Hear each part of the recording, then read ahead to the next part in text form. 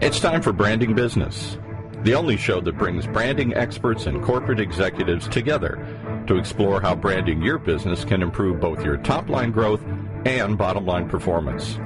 Brought to you by RiechesBaird. And now here's your host, Ryan Rieches. Welcome to Branding Business with RiechesBaird. I'm Ryan Rieches, and today's show topic is focused on the total customer experience. We're very lucky to have one of the leading authorities on the topic, Dr. Joesph Michelli of the Michelli Experience.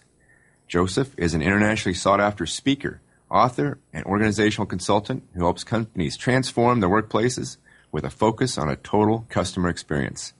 His latest book, The Zappos Experience, 5 Principles to Inspire, Engage, and Wow, was released in October 2011.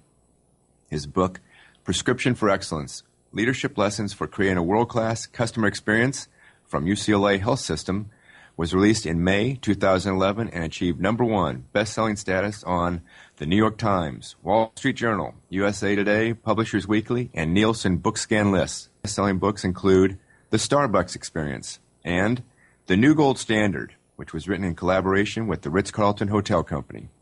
Joesph, welcome to Branding Business. It's so good to be with you, Ryan. Thanks so much.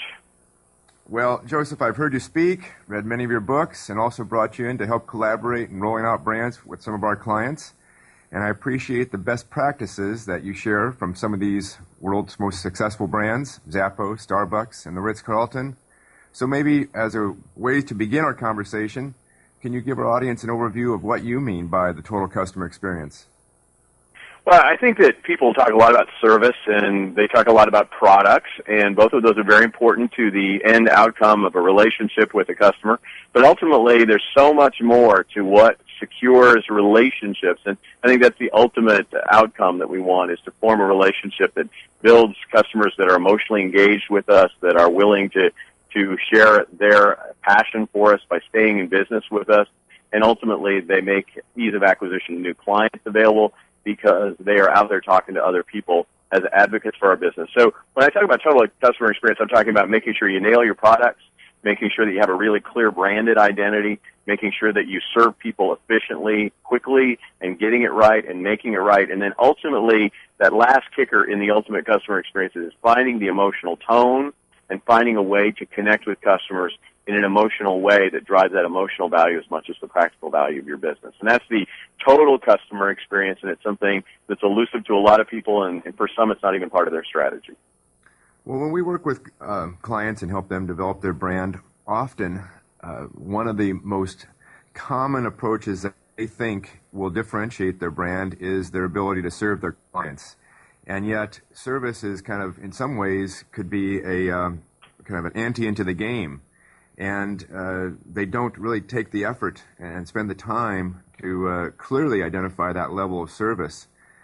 Maybe you could give us an overview of how your approach takes that concept of service to a completely different level.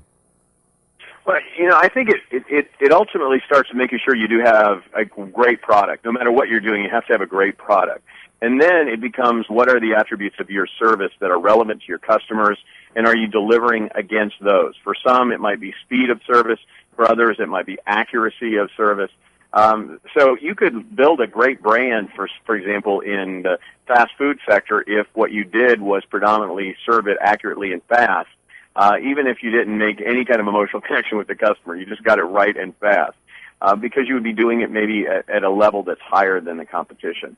But if you really want to take it even up another level, you're looking at an experiential offering where you're delivering against some of the drivers for satisfaction around product and service, and you're also connecting with customers around something that emotionally grabs them and builds a unique relationship with them based on emotional states. And so, obviously I wrote the book Starbucks, the Starbucks Experience. I'm working with Starbucks on yet another book that'll be released in 2013, and I'm involved with the brand. And one of the things you can see in that brand, in order to justify the price points, it can't just be great Arabica coffee. It can't just be quick delivery. It has to be something that creates that living room of the community, a hearty emotional connection with customers, and you have to execute against that. If you do that, you drive your price point up, and you're able to be a premium brand without having to just trim on margins.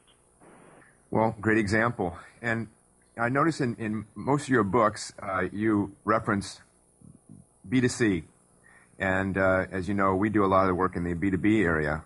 Is there any difference as you apply these principles either to B2B or B2C?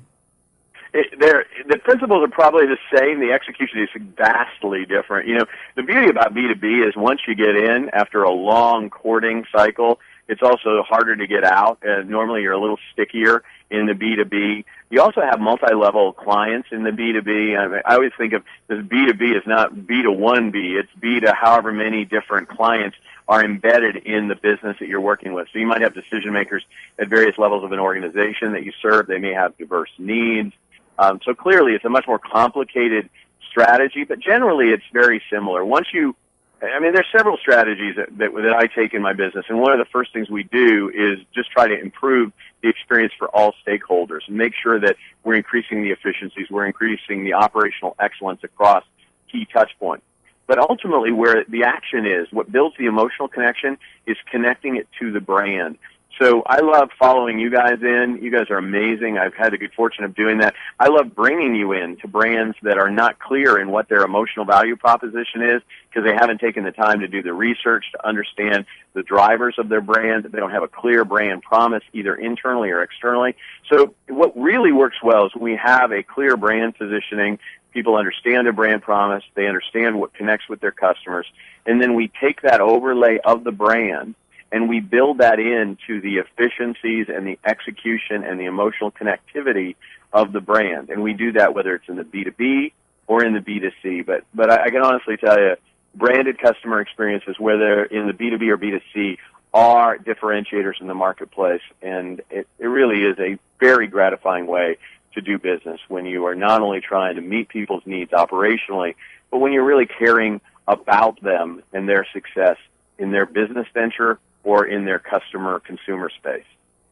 Well, couldn't agree more, Joesph. And you mentioned the importance of research in getting to some of those customer insights. As we go through our strategic brand development process, we certainly like to do the same. Look at the customer base, look at the marketplace, look at the competition. And the reality is these insights can help us get a better understanding of the perceptions of the brand and identify either opportunities or limitations. And we firmly believe that the brand must be built from within. And when you do that, you build upon the current equities that are there, and yet we anticipate where the brand is going. And so we also find that the employees then are the ones that really are the ones who deliver the brand promise in the future. And yet, this is often the area where things break down. The employees don't have a clear enough understanding. Sometimes the executives try to communicate the brand promise, but they do it in a very superficial manner and not go deep enough. Any thoughts on how to get the entire employee team aligned around this new brand promise? I've just had the good opportunity to do that with an organization. I can tell you it was just magnificent. So first and foremost, we had a great brand partner involved, and the brand partner really helped figure out what was credible, what was relevant, what was unique, and what was durable about the brand that could then be communicated, that customers would permit the brand to be a little aspirationally. So it really was a beautiful amount of work that was done by the marketing brand partner, much like you guys. And then once you have that in place, then we went back to the employees and we said, before we go to market with advertising and spending a lot of time trying to sell people out in the marketplace as this is who we are or where we're skating to, we want to make sure you understand it. We want you to understand that brands are not taglines and brands are not logos. Those are manifestations of brands. But in the end of the day, you can claim something out in the marketplace. If you don't deliver against it, if you don't believe this is who you are or what you're about, then there is no way that you're going to be credible in really trying to present that, and customers are going to have a disconnect. And I often use an example. You know, from many years ago, there was market research done looking at 3 office supply companies. One was Staples, one was Office Max, one was Office Depot. And they asked people, really, without looking at the sign behind you or the bag from what you just purchased, which one were you in? And it was sad that the brands didn't differentiate. They were very much commoditized. People couldn't say with any real accuracy which of those 3 they had just experienced. So the brands went about doing all this market research, and they did logos and taglines, and Staples came up with that easy button tagline and really differentiated on easiness. But the question ultimately comes down to, are customers, when they walk into a Staples, having an easy experience? Is it so much easier to deal with Staples than it is Office Max or Office Depot? And I'm not here to say the answer to that. I'm just ultimately clear that you can claim it all you want, but if your people don't believe that that's what you can deliver, and if your people aren't fully committed to delivering it, it's a lot of money to change that logo and that tagline and retrofit all your buildings to try to make that message be top of mind for your consumer. It gets top of heart when it's delivered to them, and they differentiate based on that. Otherwise, they're going to be waiting for the Sunday circular to see whether or not you have a coupon, and they're also just going to make decisions on which is closer to their house. It's not going to be a preferential choice for one of those 3 brands. Well, as we work with clients, and the reason we are brought on is to help companies evolve and realize change. Yet change within an organization is often the most difficult, and people typically resist change because it's not comfortable for them. And you provide some examples of organizations through research and through also planning to develop a unique and new promise, but now those employees have to deliver upon that promise. How can you guide an organization to change? I know you help a number of companies with that. Are there any best practices that you can offer of how to really get these? I think it starts with you guys. I mean, seriously, the brand partners. I just want to say something really kind about you, Ryan, because it's totally legitimate. I mean, I followed you in on a client where you had done all the brand work, your team had done all the brand work, and you spent a lot of time listening to the employees about what they thought was credible, as well as the external client base. You had to reposition that brand to have a broader market relevance. And by the time I came in trying to look at ways to make changes credibly to support a brand repositioning, people were so bought into the rightness of the new position. They had felt so heard in the evolution from their old position to the new position that when I came in and said, look, you're operating from this is your new position, how do we make it come alive? They're like, yes, let's make it come alive. So I think a lot of it starts up front with people credibly helping folks be a part of the brand reconstruction. And so they have an ownership stake and really helping them understand what the outcome of that work was, so that by the time someone like me comes in and we're saying, let's deliver that which you're about to promise, implicitly or explicitly. Let's deliver it. How do we make some changes operationally to create that at every important touch point in the customer journey? Man, they just seize it. So if you don't have a good brand partner in the first place, that's a challenge. If we walk in and that's not there, we have a lot of work to do to try to recreate a justification and understanding and a participation of employees. You can tell people to do something, or you can inspire them to be something. And I think great change is about inspiring people to be something that's going to make a greater difference for them and for the lives of the people they serve. Well, I appreciate the kind words, Joesph, and it's been a pleasure working with you as well on this. And it reminds me of another thought around corporate culture, and that Peter Drucker is famous for his quote, "Culture eats strategy for breakfast." And a long time ago, we realized the importance of corporate culture. It's power, and if you really don't embrace the culture, you will not be successful in realizing successful change. And so we've had the idea and the focus of trying to understand corporate culture early on. And you spoke as well a moment ago about the importance of getting the opinions of the employees, and we also try to engage the entire organization with a survey to get a better pulse of where they believe the organization's going, what are the strengths, what are the beliefs, what are the perceptions, and try to get an understanding of the culture. And we go about that in a variety of different ways. And I know that's something that you pay a close attention to as well.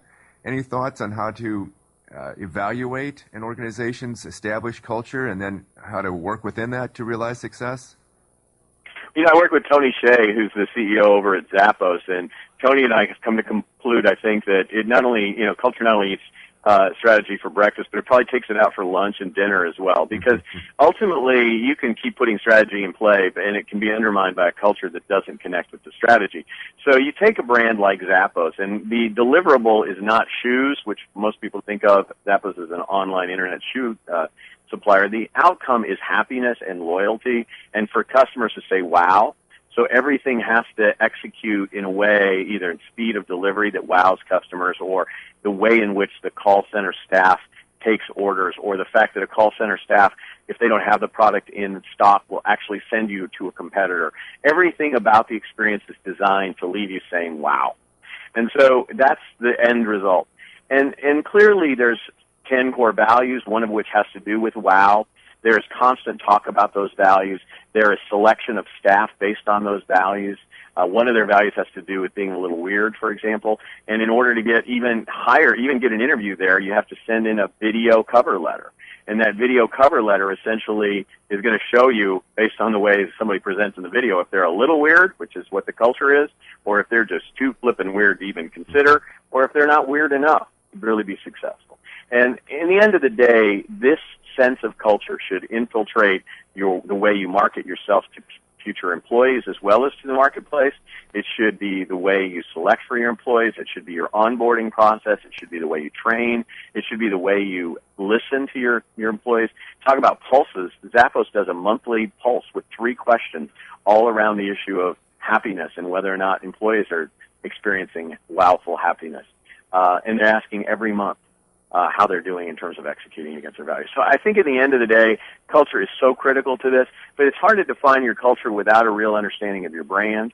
Your brand incorporates culture, and the way things get done here is what the way culture is, and it should be, the way things get done here should really be consistent with the brand you are putting out into the marketplace, the one that is different than the guy across the street. Well, I appreciate your new book on Zappos, and I think it's a fantastic example of an organization who has achieved tremendous success by utilizing and clarifying their corporate values, these 10 wow values that you alluded to there. It's very unusual to see an organization use their values, their corporate values, as a means to really drive their strategy. And as you mentioned, they have a deep culture that's driven by the CEO and established thoroughly throughout the organization, and certainly their employees embrace it deeply. And then their daily actions are guided by these values. So I think that's a lesson that can be learned by a lot of organizations and corporations out there. And do you also see, though, that it's a little bit different and unusual to use these values to guide an organization like Zappos and with other organizations? It's almost heresy. I mean, people will claim it all they want, but very few people really believe the following sentence: your culture is your brand, and your brand is your culture. So, to me, if you don't fully embrace that as true, then what you have is a statement to the marketplace, which is your brand, what you hope people will believe about you. In the old days, we could advertise enough impressions on people's mind that they might even believe that's who we are until they do business with us, and then they might be disillusioned. Employees come in, and they just think employer hype is all over the place. You've got your employer brand, but it's just what you want to do to lure people in the door. Once you get them in there, and then you lock the doors and you treat them horridly. That isn't necessarily the way it is, but people have a lot of cynicism that businesses operate from a value-based position or really have strong culture. And the ones that do, I mean, it's amazing. Zappos is one of the top 10 companies to work for in America today, even though their benefit program is nothing like companies like Google. But they just, they pay at the median. They don't pay anything as a premium. The same is true with the richness of culture at, say, a Ritz-Carlton that I've worked with over the years. These companies aren't paying to get loyalty from their employees. They're building a culture where people really say there is integrity, there's a wholeness between action and words. So suffice it to say, I'm a big fan of this, and I think, again, it's all part and parcel to having a good brand message that's consistent with your values, and that your brand informs your culture, and your culture informs your brand. Mm-hmm. Couldn't agree more. Well, you mentioned Zappos and Tony Hsieh, and we're also a firm believer that the CEO should own the brand, and that branding is a corporate function, not a marketing function. If it's relegated only to marketing, it will never be successful. And so with this in mind, branding is really about focus and then having the culture deliver that focus as you were describing it. And focus starts with vision, but we have found that many times as we sit down with CEOs or executive teams, they can't succinctly describe their vision or they can't agree upon one. They've got different opinions about it. And so by going through the brand development process, we help organizations clarify their vision and mission, but also we help them identify their purpose, which is arguably the most important statement of them all. It has the most emotional connection to the entire internal organization and can be also very beneficial to the external, the customers as well. And if it's done properly, that purpose has such an emotional connection that it's significantly bigger than any business goal, and it's that deep connection to all the employees. And I know Zappos has done a fantastic job there. We love Mary Kay's purpose, bringing unlimited opportunity to women, Merck to preserve and improve human life. Wonderful examples of a purpose statement that gets the employees charged up, fired up, ready to go to work and accomplish something bigger than achieve in the next month's or quarterly dividend. So, any thoughts, examples? Well, ideas? no, I think it is a long game. It is what inspires people. I love Simon Sinek's TED video. If people haven't seen it, they should definitely see it. It's spelled Sinek, but he talks about the powerful why, right? And the why we're in business. For me, it's not to create quarterly results. I've had enough profit in my life. I am very blessed. I kind of hope I have profit next quarter, but if I don't, I want to live our purpose, which is to serve those who serve well. And I'm kind of like you. We no longer serve people where we get a call from the marketing director or the customer service initiative person. Unless we can get a meeting with the CEO and the CEO is clearly behind it and it's not a lip service thing, unless we can look in the eye of the CEO and say, and interview them and say, why is it that you really want to move this forward? And if it's all tactical and it's not purposeful, we're not into it anymore. It's just, it's bound to fail, and the employees know it too. So we tend not to go into those places anymore. But I think that at the end of the day, people don't want to spend their life at work exchanging their labor for a check, and that be it. They want to be meaningful. They want to have lived lives that had merit and that affected other people favorably. And if you don't know what you're doing in that space, you certainly can't inspire other people to do it, nor can you build collective effort around it. And that's ultimately what makes a Zappos successful, or Ritz-Carlton successful, Starbucks successful, and any number of other brands that I've worked with over the years, and why they deliver extraordinary experiences that are branded. So do you find that this becomes the core of really moving an organization forward and getting that emotional connection that you were describing internally understood?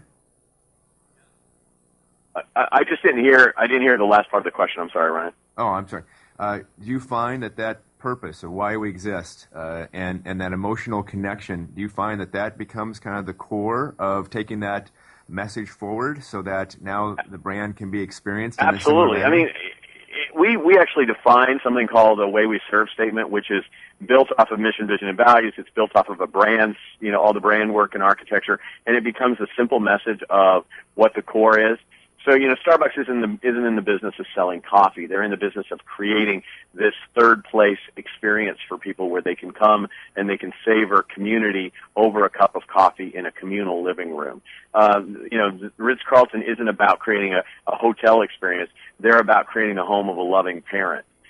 Our brand is about treating our customers as if they are beloved bosses who we want to create an experience which is relaxed, which is playful, and which is successful. I think every brand that knows who it is articulates so clearly that any employee in any moment can ask themselves, what would a loving parent do? What would someone do if they were trying to, respect a boss that was beloved to them? How would they act right now in the way they're serving the person in front of them? Well, beautiful examples, and certainly it's a testament to the phrase, it's not what you do, but that really is, I think, the ultimate connection with the employees and the brand and then the customers as well.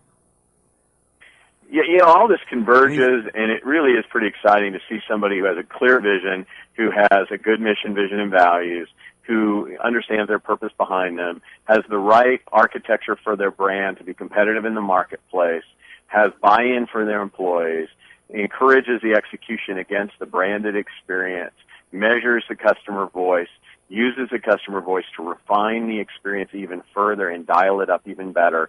Those are the brands that are fun to work with. It's fun to be in those businesses. Employees like working there. Customers like being served by them. It's easier for your employees to get their work done because they're not managing complaints.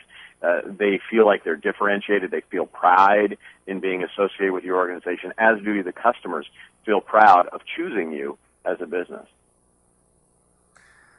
Joesph, we're seeing a number of companies realize the importance of engagement. And although most brand initiatives are meant to really define the brand positioning or how they differentiate from the competition and what the value proposition is and put some clarity around that, many organizations are realizing the importance of that, the power of employee alignment and engagement. And any thoughts on how you measure how aligned the employees are, or how you move the needle to get those employees aligned and engaged? Any thoughts there? Oh, absolutely. If you have any doubt about the relevance or the science behind it, just read a book called Human Sigma. It was put out by the Gallup Group. Gallup has two metrics they use for engagement. One is the customer engagement metric called the CE11. One is the employee engagement metric called the Q12. They look at correlations between levels of engagement of employees and how much that increases the overall connectivity to customers. At the Ritz-Carlton, for example, incremental improvements in employee engagement produces substantial stickiness and spend of the external customers. This really, a slight increase in employee engagement results in millions and millions of dollars of revenues to the Ritz-Carlton. They have monetized the connection. So I don't think there's any doubt about this whatsoever. And if your employees believe in you and they feel trust in leadership and that the brand is doing what it claims to do, it's living its brand promise, you will also show greater revenues to stakeholders. And if there's any doubt about that, you want to read The Speed of Trust by Covey's Group, because in it they cite a very powerful study of what happens in organizations where employees believe and trust in the ability of senior leadership to execute against the brand promise. If there's high trust, there is high shareholder value. So we're talking stockholders are going to actually make more money in brands that have high trust equity of employees. Well, Joesph, thanks for sharing a couple of those fantastic books. I've read them both, and you're right, they start to really bring forth the idea to actually achieve ROI through the process like this, which is often one of the questions we get asked. How can I measure this? How can I prove it's going to be effective? How will it work? So thanks for sharing for these two books. Joesph, we're almost out of time. I got room for one final question, and maybe you could just conclude by sharing with our listeners any final thoughts, lessons that you have learned through your experiences or written about in your number of books, and that you can help our listeners move their brand forward and really achieve this total customer experience? I say that brand is really what people say about you when you're not around, and you have to know what brand you want to be so you can have them start saying that story to one another in the socially wired world in which we live. So I'm a big advocate of doing a lot of quality brand research with very talented brand partners like you guys. I think once you have it clearly defined, you have to make sure you're executing against the brand, particularly at high-value touch points in the customer or client journey. So you probably need some experts like what we do to come out there and make sure that you are aligned in the key deliverables across your value landscape. And beyond that, love on your people, love on your customers, and this is fun to be in the world of business. I don't care how complicated people make it out or how negative it sounds in the news headlines. I love being in the business world. I think it's dynamic and exciting, and I'm so blessed each and every day to get a chance to do it with people like you, Ryan. Well, Joesph, I appreciate your time today, and I hope our listeners go to your website and or buy your books. I think there are tremendous lessons to be learned. And so if people have questions of you or wanted to reach out to you, what's the best? Is your website the best way to reach you? Website's great. It's joesphnmichelli.com, JoesphnMichelli.com. All right. Joesph, thanks for your time today. Terrific insights. and look forward to the next time we have an opportunity to work together. Same here. Well, that concludes our show for today. Listening to another edition of Branding Business with RiechesBaird. If you'd like to listen to past shows or read our blog series, visit brandingbusiness.com. Until our next show, stay focused.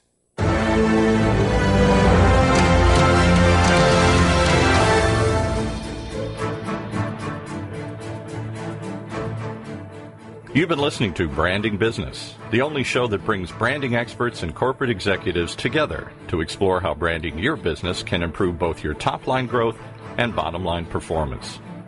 To hear more, simply visit our website, brandingbusiness.com, or tune in next week to learn how you too can build your brand and move your business forward. Brought to you by RiechesBaird.